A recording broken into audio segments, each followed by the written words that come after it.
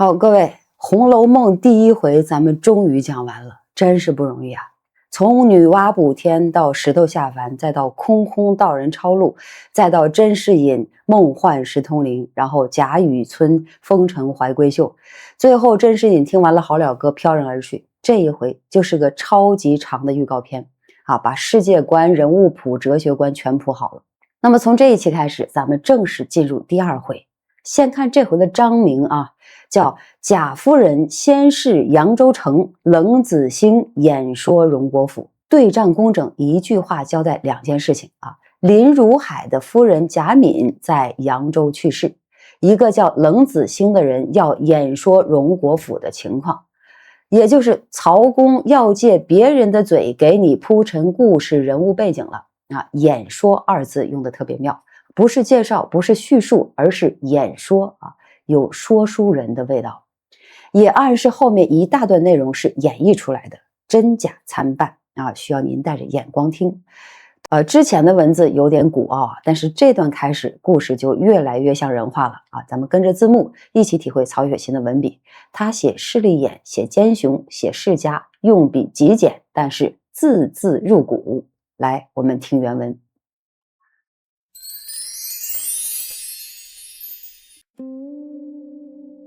却说风素因听见公差传唤，忙出来陪笑起问。那些人直嚷：“快请真爷出来！”风素忙陪笑道：“小人姓风，并不姓甄，只有当日小婿姓甄，今已出家1、2年了，不知可是问他呀？”那些工人道：“我们也不知道什么真的假呀的，因奉太爷之命来问，他既是你女婿，便带了你去亲见太爷面禀，省得乱跑。”说着不容风素多言，大家推拥着他去了。风家人个个都惊慌，不知何兆。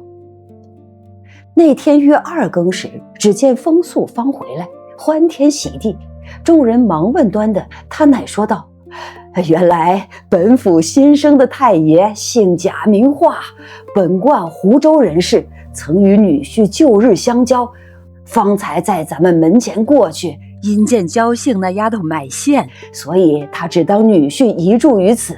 我一一将缘故回明，那太爷倒伤感叹息了一回，又问外孙女儿，我说看灯丢了，那太爷说不妨，我自使翻译，务必探访回来。说了一回话，临走倒送我2两银子。甄家娘子听了，不免心中伤感，一宿无话。至次日，早有雨村遣人送了2封银子、4匹锦缎，答谢甄家娘子，又寄1封密书与风素，转托问甄家娘子要那焦姓做2房。风素喜得屁滚尿流，巴不得去奉承，便在女儿面前一力撺掇成了。成夜只用1乘小轿，便把焦姓送进去了。雨村欢喜，自不必说，乃封100金赠风素，外谢甄家娘子许多物事，令其好生养善，以待寻访女儿下落。风素回家无话。却说焦姓这丫鬟，便是那年回顾雨村者，因偶然一顾，便弄出这段事来，亦是自己意料不到的奇缘。谁想他命运两际，不成望自到雨村身边，只1年便生了一子。又半载，雨村嫡妻忽染疾下世，雨村便将她扶作正室夫人了。正是偶因一招错，变为人上人。原来雨村因那年试饮赠银之后，他于16日便起身入都，至大比之期，不料他十分得意，已会了进士，选入外班，今已升了本府的知府。虽才干悠长，未免有些贪酷之弊，且又恃才无上，那些官员皆侧目而视。不上1年，便被上司寻了个空隙，做成一本，参他生情狡猾，擅钻礼仪，且估清正之名，而暗结虎狼之属，致使地方多事，民命不堪等语。龙颜大怒，即批革职。该部文书一到，本府官员无不喜悦。那雨村心中十分残恨，却面上全无一点怨色，仍是嬉笑自若。交代过公事，将历年做官积的些资本并家小人属送至原籍，安排妥协，却是自己丹峰秀岳，游览天下胜迹。那日偶又游至维扬地面，英文的金穗矬正点的是林如海。这林如海姓林名海，表字如海，乃是前科的探花，今已升至兰台寺大夫，本贯姑苏人士，今钦点为巡盐御史，到任方1月有余。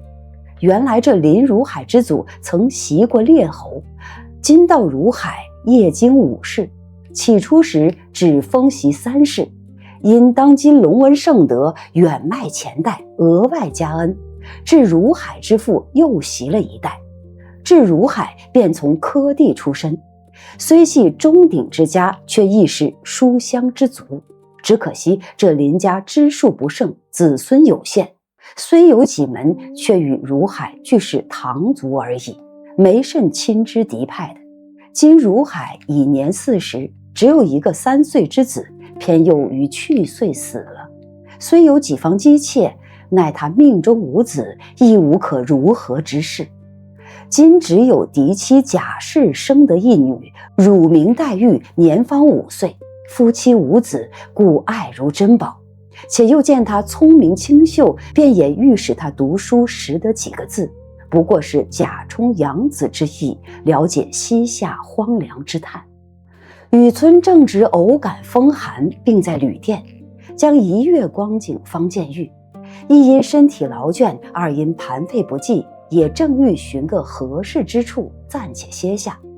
幸有2个旧友亦在此境居住，因闻得矬正欲聘一西宾，雨村便相托有力，谋了进去，且作安身之计。妙在只一个女学生，并2个伴读丫鬟。这女学生年又小，身体又极怯弱，功课不限多寡，故十分省力。堪堪又是1载的光阴，谁知女学生之母贾氏夫人一疾而终，女学生侍汤奉药，守丧敬哀，遂又将此馆别图。林如海意欲令女守志读书，故又将她留下。今因女学生哀痛过伤，本自怯弱多病的，触犯旧症，遂连日不曾上学。贾雨村闲居无聊，每当风日晴和，饭后便出来闲步。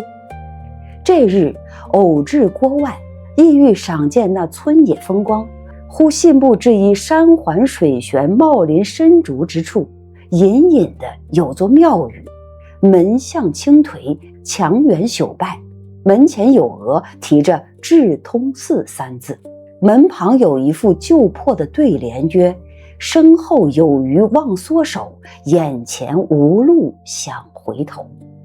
这雨村看了，因想到，这2句话文虽浅近，其意则深。我也曾游过名山大刹，倒也不曾见过这话头，其中想必有个翻过筋头来的，亦未可知，何不进去试试？想着走入，只有一个笼中老僧在那里煮粥。雨村见了便不在意，及至问他2句，那老僧既聋且昏，齿落舌钝，所答非所问。好，原文演播完了，第2回的大幕拉开了。这一段过渡的极其漂亮，咱们从文笔、结构和支评3个维度拆开啊。首先聊这回的章名啊，叫贾夫人先是扬州城，冷子兴演说荣国府。这10个字信息量极大，笔法极精进啊。贾夫人先是5个字交代了贾母之女林如海之妻林黛玉之母去世了。先是呢是婉词啊，但是用在贾敏身上，暗示其身份的尊贵。那么扬州城点名地点。那么后半句叫冷子兴演说荣国府啊，演说2字极妙，也暗示后面一大段内容是旁观者的视角啊，真假参半，需要您带着眼光听。那么脂砚斋对这回结构有个总评，说未写荣府正人，先写外戚啊，未写外戚，先写冷子兴。这是由远及近、由外及内的笔法，像电影先拉远景，再慢慢推镜头。然后我们来说，偶因一招错，便为人上人。这句话说的是谁呀？这是全书最讽刺的成功学。他说的是焦幸啊。焦幸因为偶然回头看了雨村两眼从丫鬟变成了二房，再变成了正室夫人。这哪是一招错呀？这是一招妙啊！脂砚斋在这里评好侥幸啊，又批英雄每每如此。他讽刺的是贾雨村这种英雄，总以为别人的眼神都是爱慕，都是识货。但是您注意，曹雪芹的用词是因偶然一顾，便弄出这段诗来，亦是自己意料不到之奇缘弄出奇缘，用词轻飘飘的，但是背后是一个女子命运的翻转。这种举重若轻的笔法是《红楼梦》最厉害的地方。那么后来贾雨村被革职，他说心中十分残恨，却面上全无一点怨色，仍是嬉笑自若。曹雪芹不写他摔杯子骂上司写他嬉笑自若这城府深到可怕。而且您注意到没有，他被革职的原因是生情狡猾，擅钻礼仪，且孤清正之名而暗结虎狼之属什么意思呢？这就叫贪赃枉法，还立牌坊。这为他后面乱判葫芦案、依附贾府、恩将仇报埋下了全套的伏笔。曹雪芹用笔真叫一个草蛇灰线，福脉千里。那么林如海家世是什么样的呢？原词说的是虽系钟鼎之家，却亦是书香之族这几个字很绝。钟鼎之家说明是贵族，有爵位，那么书香之族说明是诗礼传家，不是暴发户。那么林黛玉身上的那种清贵，那种孤傲，那种才情，就是来自这10个字如果她只是钟鼎之家，可能就是薛蟠那种纨绔如果只是书香之族，就可能是寒酸秀才了。但是两者兼具，才养得出林黛玉。脂砚斋批要紧2个字，说明这是理解黛玉性格的关键。而且您注意林如海是前科探花，全国第3名又是巡盐御史，他是管盐的，也就是实权加清望都有。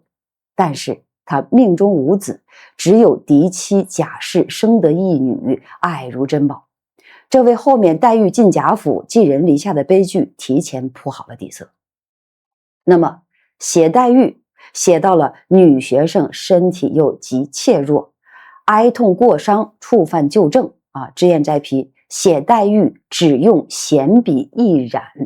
曹雪芹不直接说林黛玉体弱多病，而是通过功课不限多寡，连日不曾上学这些细节，让你自己品出这个女孩子的体质这是侧面描写的高手，比直接说她病恹恹的要高级上100倍。然后接下来这一笔智通寺的对联全书最狠的剧透。身后有余忘缩手，眼前无路想回头。这14个字是《红楼梦》的哲学总纲。贾雨村看了说，文虽浅近，其意则深就想进去找一个翻过筋斗来的高人问问。结果进去一看，老僧既聋且昏，然后齿落舌钝，所答非所问。脂砚斋在此处批雨村不悟可悲。为什么可悲呢？因为贾雨村以为翻过筋斗来的高人一定是个能言善道、仙风道骨的人，但是他没想到真正翻过筋斗的人可能就是这聋且昏的老僧。贾雨村便不在意，转身就走了，他错过了这顿悟的机会。那么这对联什么意思呢？人在身后还有余地的时候不知道收手，等到眼前没有路了的时候才想回头，但真到没路的时候已经回不了头了。这是给贾雨村写的，也是给贾府写的，更是给所有人写的。所以这一期我们总结如果说第一回是神话设定加哲学缘起的预告片，那么这第2回就是真正的人间烟火，世态炎凉，人物登场。曹雪芹用笔极其精进，短短几千字，让贾雨村从知府变成革职的教师，让林黛玉从丧母之女变成西宾学生，让焦幸从丫鬟变成夫人，还顺便在智通寺门口贴了副对联，给所有人发了张回头是岸的警告单，但是没有人看懂。所以下一期冷子兴正式演说荣国府，四大家族的人物关系，贾府的内部矛盾将通过一个古董商的嘴，第一次全景式的展现在您面前。这是《红楼梦》的人物关系说明书，敬请期待。